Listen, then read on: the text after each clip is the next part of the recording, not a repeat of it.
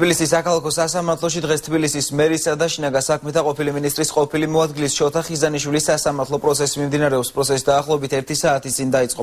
ხიზანიშვილს ბრალი ედება სისხლის სამართლის 333 მუხლის პირველი ნაწილით და 158 მუხლით, რაც სამსახურებრივი უფლებამოსილების გადაჭარბებას და ტექნიკური საშუალებებით ინფორმაციის უკანონოდ მოპოვებას, გამოყენებას ან გავრცელებას გულისხმობს. ვინაიდან ამ ადამიანს ეს იარაღი საერთოდ არ გიარაღი და ეს საქალაქო სასამართლოში ჩემი კოლეგა გვანცა პაპავაძე იმყოფება და დეტალებს პირდაპირ ეთერში გაგვაცნობს. გვანცა დასრულდა თუ არა პროცესი და რა გადაწყვეტილება მიიღო სასამართლომ. პროცესი ჯერჯერობით არ დასრულებულა საქალაქო სასამართლოში ამ წუთებში თბილისის მერის მოადგილის და შინაგან საქმეთა მინისტრის ყოფილი მოადგილის შოთა ხიზანიშვილის სასამართლო პროცესი აღკვეთ ღონისძიებასთან დაკავშირებით იმართება. შოთა ხიზანიშვილს ბრალი ედება სამსახურეობრივი უფლებამოსილების გადამეტებასა და ტექნიკური საშუალებებით მოპოვებული ინფორმაციის უკანონო გამოყენებაში. პირველი ბრალდება 3 წლამდე, ხოლო მეორე 2 და 5 წლამდე თავისუფლების აღკვეთას გულისხმობს. შოთა ხიზანიშვილის ადვოკატის განცხადებით მისი დაკავება უსაფუძვლოდ მოხდა, სწორედ ამიტომ სასამართლომ აღკვეთ ღონისძიებად დაკავება არ უნდა გამოიყენოს. Ფიქრობთ, რომ არა აქვს სასამართლოს ფაქტობრივი საფუძვლები, რომ აღკვეთი ღონისძიება საერთოდ გამოიყენოს, მაგრამ თუ ჩათვლის სასამართლო, რომ მაინც უნდა გამოიყენოს აღკვეთი ღონისძიება, მე ვფიქრობ, პატიმრობა არც ერთ შემთხვევაში არ უნდა გამოიყენოს, მაქსიმუმ გირაო.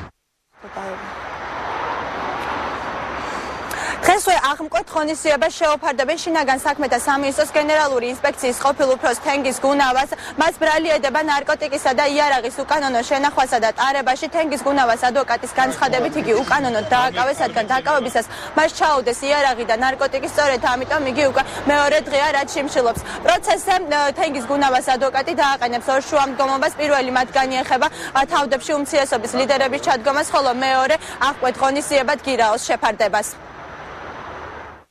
ამ დაკავებასთან დაკავშირებით არსებობს ბევრი ფაქტობრივი გარემოება, რაც უდაოა და სადავო არ ხდება და აქედან გამომდინარე ეს დაკავება არის აბსოლუტურად უკანონო. ვინაიდან დაკავების დროს მას არ განუმარტეს არანაირი უფლებები, მას თავზე ჩამოაცვეს ნიღაბი, გაიტაცეს, მიიყვანეს, როგორც გითხარით, მე-7 სართულზე აიყვანეს და არ მისცეს არსა დარეკვის საშუალება, სანამ ამ ყველაფერს თვითონ არ მორჩნენ. ეს ყველაფერი არის საჩივარში მოყვანილი.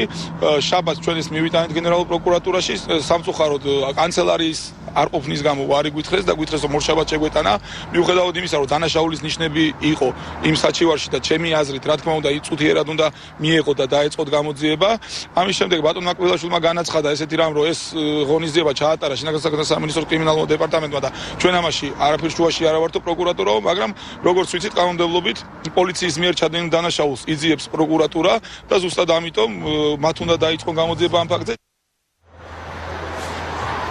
პროცესს ეწრებიან უმცირესობის წარმომადგენლების ნუგზარ ციკლაურის განცხადებით გუნავა უკანონოდ დააკავეს, ამიტომ მას თავდებში ჩაუდგება. თავდებში ჩადგომას ასევე არ გამორიცხავს გოგა ხაჩიძეც.